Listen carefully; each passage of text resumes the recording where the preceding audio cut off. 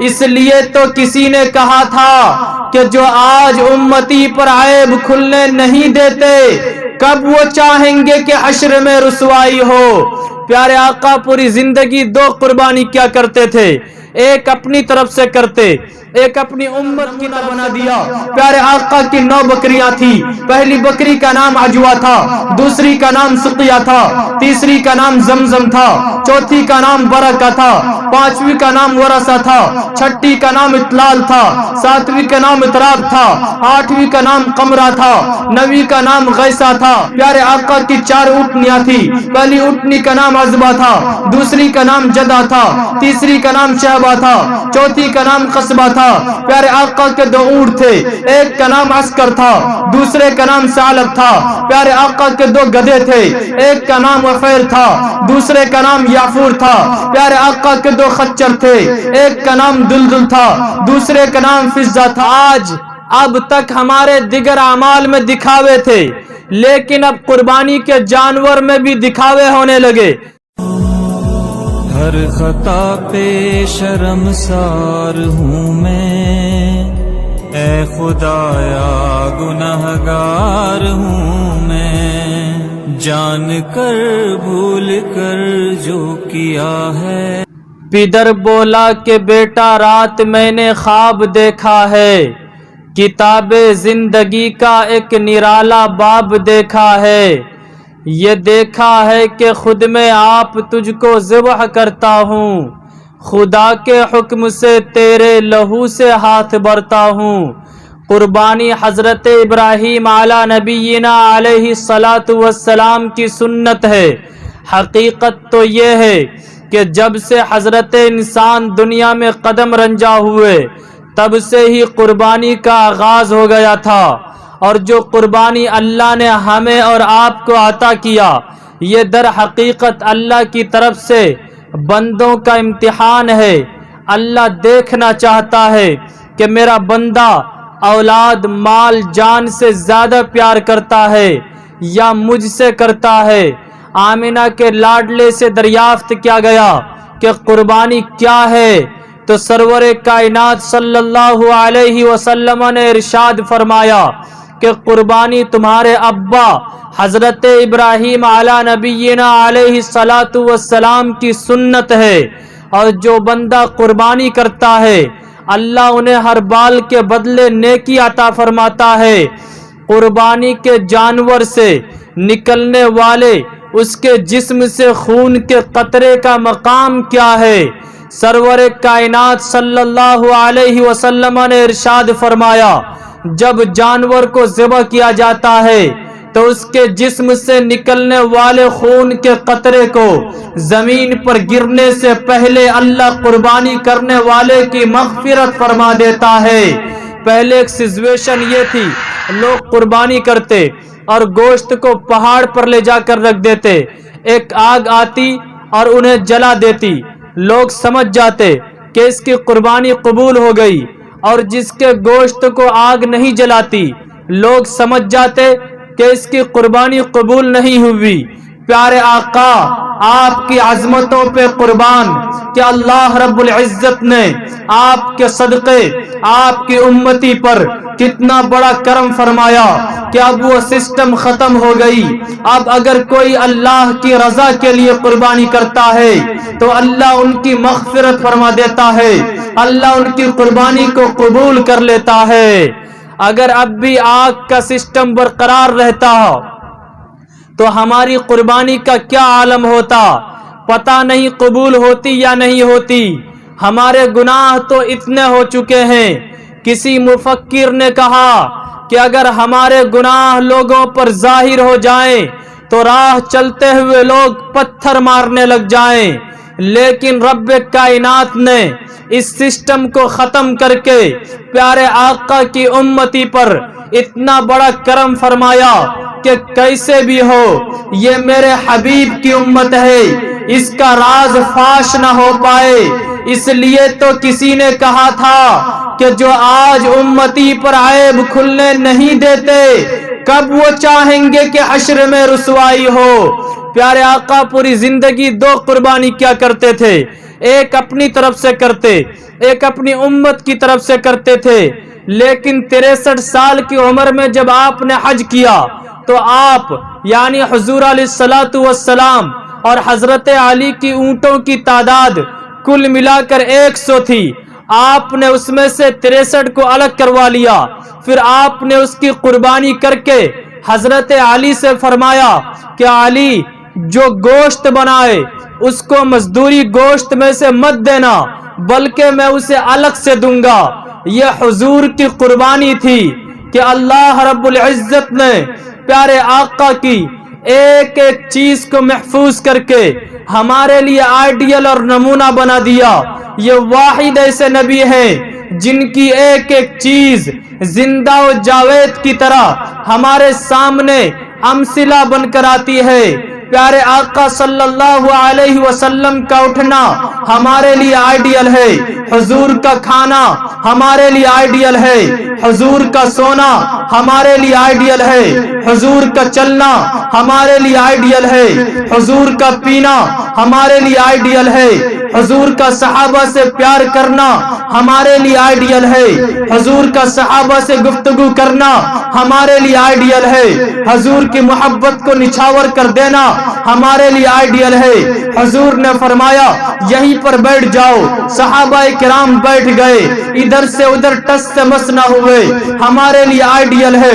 حضور کی قربانی ہمارے لیے آئیڈیل ہے، حضور کے جنگ ہمارے لیے آئیڈیل ہے، حضور کے کمانوں کے نام ہمارے لیے آئیڈیل ہے، حضور کے نیزوں کے نام ہمارے لیے آئیڈیل ہے، حتیٰ کہ حضور کے جانوروں کے نام کو محفوظ کر کے اللہ رب العزت نے ہمارے لیے آئیڈیل اور نمونہ بنا دیا۔ پیارے آقا کی 9 بکریاں تھی، پہلی بکری کا نام عجوا تھا، دوسری کا نام سقیہ تھا، تیسری کا نام زمزم تھا، چوتھی کا نام برکہ تھا، پانچویں کا نام ورثہ تھا، چھٹی کا نام اطلال تھا، ساتویں کا نام اطراب تھا، آٹھویں کا نام قمرہ تھا، نویں کا نام غیثہ تھا۔ اور آپ کی بکری قمرہ آپ کی زندگی میں ہی مر گئی، اور ان میں 10واں ایک بکرا تھا جو کہ نسل بڑھانے کے لیے تھا، جن کا نام یمن تھا، جن کو چرانے والی کا نام ام ایمن تھی۔ پیارے آقا کی 4 اونٹنیاں تھی، پہلی اونٹنی کا نام عذبہ تھا، دوسری کا نام جدہ تھا، تیسری کا نام شہبہ تھا، چوتھی کا نام قصبہ تھا۔ پیارے آقا کے 2 اونٹ تھے، ایک کا نام عسکر تھا، دوسرے کا نام ثعلب تھا۔ پیارے آقا کے 2 گدھے تھے، ایک کا نام وفیر تھا، دوسرے کا نام یافور تھا۔ پیارے آقا کے 2 خچر تھے، ایک کا نام دلدل تھا، دوسرے کا نام فضہ تھا، اور گھوڑوں کی تعداد بہت زیادہ تھی۔ حضور علیہ الصلوۃ والسلام کی ایک ایک چیز کو اللہ رب العزت نے محفوظ کر کے ہمارے لیے آئیڈیل اور نمونہ بنا دیا کہ تم ان چیزوں کو اپنی زندگی میں اپنا لو، حضور کی سیرت کو اپنا لو، حضور کی زندگی کو اپنا لو۔ حضور نے صحابہ کو جو طریقہ بتائے ان چیزوں پر آپ عمل پیرا ہو جاؤ، انشاءاللہ دنیا بھی سنور جائے گی، آخرت بھی سنور جائے گی، آپ جنت کے حقدار بن جائیں گے۔ حضور علیہ الصلوۃ والسلام نے قربانی کی، اس میں خالص اللہ کی رضا تھی۔ لیکن آج ہماری حالت کیا ہے؟ اب تک ہمارے دیگر اعمال میں دکھاوے تھے، لیکن اب قربانی کے جانور میں بھی دکھاوے ہونے لگے۔ اس سے انکار نہیں ہے، آپ اچھے سے اچھے جانور خرید کر قربانی کیجئے، لیکن ایک بات یاد رکھیں، اگر آپ نے 1 لاکھ کا جانور خرید کر قربانی کیا لیکن مقصود آپ کا دکھاوا ہے، گوشت کھانا ہے، خدا کی رضا مقصود نہیں ہے، تو یاد رکھیں وہ قربانی آپ کے منہ پر مار دی جائے گی۔ اور اگر کوئی بندہ اسی طریقے سے کم پیسہ لگا کر قربانی کرتا ہے لیکن مقصود خدا کو راضی کرنا ہے، تو یاد رکھیں وہ بندہ قربانی کے اجر و ثواب کو پا کر اللہ کی نظر میں اس 1 لاکھ کے جانور کی قربانی کرنے والے سے اونچے مقام کو پا لیتا ہے۔ آج چند نچنیاں، چند ہجڑے لنگور، ناچنے والے، کمر لچکانے والے طرح طرح کے جانور قیمتی پیسے لگا کر خریدتے ہیں، ابھی منڈی گیا بھی نہیں ہے، پہلے سے پرچار ہونے لگتا ہے، لے کر آئے آئے گا تب سوشل میڈیا کے سہارے اعلان کرے گا، جب اس کو کھانا کھلائے گا تو اس کی وزن کا اعلان کرے گا، جب اس کو ذبح کرے گا تو اس کے گوشت کی کوالٹی کا اعلان کرے گا۔ ارے تم سے پوچھا کون ہے؟ اور اگر رضائے رب عزت کے لیے کر رہے ہو تو پھر یہ پرچار کیوں؟ کیا تمہیں اس بات کا خوف نہیں ہے؟ اگر میرے رب نے کہہ دیا کہ تم نے تو اس جانور کے ذریعہ اپنی واہوائی دنیا میں ہی بٹور لیا تھا، اب میرے یہاں تمہارا کچھ حصہ نہیں ہے، اس لیے تمہیں دھتکار دیا جا رہا ہے، تب کدھر جاؤ گے؟ اللہ کو بندے کے اعمال سے لینا دینا نہیں ہے۔ اللہ تو دیکھتا ہے کہ میرے بندے نے یہ کام کیوں کیا ہے، واٹ دا ریزن، یہ کام کیوں کیا ہے۔ کل قیامت کا میدان ہوگا، فرشتے بندے کے رجسٹر کو لے کر اللہ کے بارگاہ میں حاضر ہوں گے، بارگاہ عزتی میں وہ عرض کریں گے کہ یا اللہ تیرے اس بندے نے کتنی نیکیاں کی ہے۔ اللہ کہے گا کہ میرے بندوں، میرے فرشتوں، تم نے صرف نیکی لکھی ہے، تمہاری نظر نیکی پر ہے، میری نظر نیکی کیوں کی ہے اس پر ہے۔ اس بندے نے نیکی تو کی ہے لیکن دکھلاوے کے لیے کی ہے، میرے لیے نہیں کی ہے، اس لیے اس کو گھسیٹتے ہوئے جہنم میں داخل کر دو۔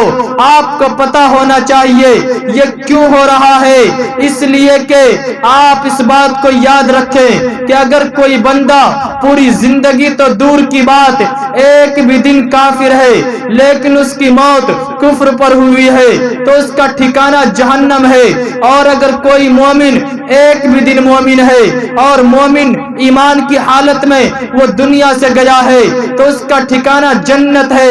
کیوں ہے؟ یہ اعمال کی وجہ سے نہیں، نیت کی وجہ سے ہے۔ ہمیشگی ایمان پر رہنے کی نیت نے اس کو جنت میں داخل کر دیا، اور ہمیشگی کفر پر رہنے کی نیت نے اس کو جہنم میں داخل کر دیا، کیونکہ مومن کی نیت اس کے عمل سے افضل ہے۔ نیت المومن خیر من عملی، اس لیے گوشت کو فریز میں بھر بھر کر رکھنے والوں رکھ سکتے ہیں، اجازت ہے، لیکن اس گوشت کو قربانی کے جانور کے اندر سے نکلنے سے پہلے یا نکالنے سے پہلے آپ اپنی نیت کو درست کر لیں تاکہ آپ کی رضا اللہ کے لیے ہو جائے اور اللہ بھی راضی ہو جائے گا، آپ کے بھی سارے کام بن جائیں گے، گوشت بھی تقسیم ہو جائے گا، اللہ کے یہاں بھی آپ کو کوئی جواب نہیں دینا پڑے گا، دنیا بھی سنور جائے گی اور آخرت بھی سنور جائے گی۔ اچھا، قربانی کے تعلق سے کچھ مسائل ہوتے ہیں جن کا جاننا ہمارے لیے بے حد ضروری ہوتا ہے کہ قربانی ہر مالک نصاب پر واجب ہے۔ اور یہاں پر ایک پوائنٹ کی بات یاد رکھیں، مالک نصاب سے مراد وہ زکوٰۃ والا مالک نصاب نہیں ہوگا، کیونکہ زکوٰۃ اور قربانی کے مالک نصاب ہونے میں فرق یہ ہے کہ زکوٰۃ کے مالک نصاب ہونے کے لیے اتنے مال کے ساتھ ساتھ اس مال پر حولان حول یعنی 1 سال کا گزرنا ضروری ہے۔ اگر سال کے پورا ہونے میں 1 دن بھی باقی ہے یا کسی بنا پر مال ہلاک ہو گیا تو اس پر زکوٰۃ واجب نہیں ہوگی۔ اس کے برعکس قربانی کا مسئلہ یہ ہے کہ اگر کوئی شخص ایام قربانی مثلا 10، 11، 12 3 دن ہے تو وہ 10 اور 11 کو فقیر تھا۔ فقیر سے مراد وہ مانگنے والا بھکاری نہیں ہے، بلکہ شرعی اصطلاح کے مطابق وہ نصاب کا مالک نہیں تھا، لیکن 12 ذی الحجہ کو وہ نصاب کا مالک ہو گیا تو 12 ذی الحجہ کو اس پر قربانی کرنا واجب ہو گیا۔ اسی طریقے سے قربانی کا جانور لاغر اور کمزور نہ ہو، کیونکہ قرآن کہتا ہے تسر الناظرین، یعنی ایسا جانور ہو جو کہ لوگوں کے دلوں کو بالکل بھا جائے۔ یعنی اللہ کہتا ہے کہ قربانی کے جانور کو آپ جب خریدیں تو اس طرح کا جانور ہونا چاہیے جو کہ لوگ دیکھنے کے ساتھ ہی لوگوں کے دل اس پہ مائل ہو جائے، لوگ قبول کرنے لگ جائیں، کیونکہ یہ افضل ہے۔ قربانی کے لیے اچھے سے اچھے جانور کو خریدیں، کیونکہ اللہ کو نہ تمہارا گوشت پہنچتا ہے نہ ہی تمہارا خون پہنچتا ہے، بلکہ اللہ کو تو تمہارا تقوی پہنچتا ہے۔ اسی طریقے سے قربانی کے جانور میں کوئی عیب نہ ہو۔ اور یہاں پر بھی ایک بات یاد رکھیں، یہ جہالت عام ہو چکی ہے، اگر جانور میں تھوڑا سا بھی کان کٹا ہو تو اسے عیب سمجھتے ہیں۔ نہیں، توجہ فرمائیے، جانور کے ہر عضو کے 3 حصے کیے جائیں گے، اور اس میں سے ایک حصہ اگر کٹا ہوا ہو تب پھر جا کر کے وہ عیب میں شامل ہوگا۔ اسی طریقے سے اگر بکرا کی قربانی کر رہے ہیں یا بکری کی کر رہے ہیں تو 1 سال کا ہونا ضروری ہے، اور اسی طریقے سے اگر آپ گائے بیل بھینس وغیرہ کی کر رہے ہیں تو 2 سال کا ہونا چاہیے، اور اگر اونٹ کی کر رہے ہیں تو 5 سال کا ہونا چاہیے۔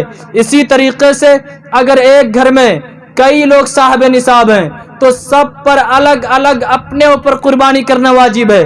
ایسا نہیں چلے گا کہ پچھلے سال تو میں نے اپنی جانب سے کیا تھا، اس سال میں اپنے ابو کی جانب سے کر دوں، امی کی جانب سے کر دوں، یا حضور علیہ السلام کی جانب سے کر دوں، یا صحابہ کرام صحابیات کی، بزرگان دین میں سے، رشتہ داروں میں سے کسی کی جانب سے کر دوں۔ یہ نہیں ہوگا۔ قربانی آپ پر واجب ہے تو سب سے پہلے قربانی آپ اپنی طرف سے کریں گے۔ ہاں، اللہ نے اگر آپ کو وسعت دیا ہے، مال دیا ہے، تو آپ ان کی جانب سے بھی کیجئے، لیکن سب سے پہلے اگر آپ صاحب نصاب ہیں تو آپ پر قربانی واجب ہے۔ اسی طریقے سے قربانی کا جانور اگر بکرا ہے تو اس میں 1 حصہ ہے، اور اگر گائے بیل بھینس وغیرہ ہے تو اس میں یعنی بڑے جانور جب ہیں تو اس میں 7 حصہ ہی ہے، 8 حصہ نہیں ہو سکتا۔ اگر کوئی یہ بحث کرنے لگ جائے کہ میرا جانور تو اس سے بھی زیادہ موٹا ہے، تمہارا جانور تو لاغر کمزور ہے انتہائی، اس میں تو اسے کم پیسے میں بھی خریدے ہو، جب اس میں 7 حصہ ہو سکتا ہے، ہمارا جانور تو اس سے بھی زیادہ موٹا ہے، یہ تو اور زیادہ قیمتی ہے، اس میں 8 حصہ کیوں نہیں ہو سکتا؟ تو اف ہے اس نادان جاہل پر۔ اور یہ میں نے آپ کو اس لیے بتا دیا کیونکہ یہ اس طرح کے واقعات پیش آ چکے ہیں۔ آپ اس کو ویب سائٹ وغیرہ پر جا کر دیکھ سکتے ہیں، یا پھر جہاں پر مسئلہ مسائل بیان کیے جاتے ہیں ان لوگوں سے پوچھ سکتے ہیں۔ یہ مسئلہ بہت ہی زور و شور کے ساتھ پیش آ چکا ہے۔ اسی طریقے سے اگر آپ قربانی کر رہے ہیں تو ایک بات یاد رکھیں، اگر بڑے جانور کی قربانی کر رہے ہیں تو اس میں 7 حصہ لگایا جائے گا، اور گوشت کی تقسیم کے وقت ہر چیز کے 7 برابر حصے لگائے جائیں گے، چاہے وہ گوشت ہو یا کلیجی ہو، پھیپڑا ہو، گردہ ہو، تل ہو، جو بھی چیز ہو، ہر چیز کے برابر 7 حصے لگائے جائیں گے۔ اس میں بھی آپ کا امتحان ہے۔ اور جانور کی رسی جو ہے اس کو غربا میں تقسیم کیا جائے گا۔ اسی طریقے سے چرم قربانی ہوتا ہے، اس کو ایسی جگہ آپ دیں جہاں نیک اور جائز کام ہوتا ہو۔ اسی طریقے سے جب قربانی کے جانور آپ کے گھر میں آ جائیں تو اس کے 3 حصے لگائے جائیں گے۔ 1 حصہ آپ اپنے رشتہ داروں میں تقسیم کریں گے، 1 حصہ غربا و مساکین میں تقسیم کریں گے، اور 1 حصہ اپنے لیے گھر میں کھانے کے لیے رکھیں۔ اور یہاں پر میں ایک بات بتلا دوں کہ بہت سارے لوگ ہوتے ہیں جو کہ بڑے جانور کے گوشت کو کھانے کے عادی نہیں ہوتے ہیں، تو میں ان حضرات سے اپیل کروں گا کہ جب بڑے جانور کی قربانی آپ کرتے ہیں تو اگر آپ کے گھر میں گوشت آ جائے تو آپ اس میں سے کچھ نہ کچھ ضرور کھائیے، کیونکہ اللہ کی طرف سے یہ آپ کی مہمان نوازی ہے۔ اللہ رب العزت و ذوالجلال ہم سب کو کہنے سننے سے زیادہ عمل کی توفیق عطا فرمائے۔ مگر نہ دل کے ارماں پورے ہوئے تھے، غضب ہوا کہ سحر ہو گئی، سحر ہونے سے قبل عزم کر لیں، انشاءاللہ ایک ایک باتوں پر ہم عمل کریں گے، انشاءاللہ دنیا بھی سنور جائے گی، آخرت بھی سنور جائے گی، اور انشاءاللہ اللہ رب العزت و ذوالجلال اس کے صدقے میں آپ سے گزارش ہے جب آپ کو کسی چیز کا علم ہو تو دوسروں کو بھی اس کے بارے میں بتلائیے۔ اللہ رب العزت و ذوالجلال آپ حضرات کو خوب ترقیات سے، مال و دولت سے، صحت و عافیت سے نوازے، آمین۔ وآخر دعوانا ان الحمد للہ رب العالمین۔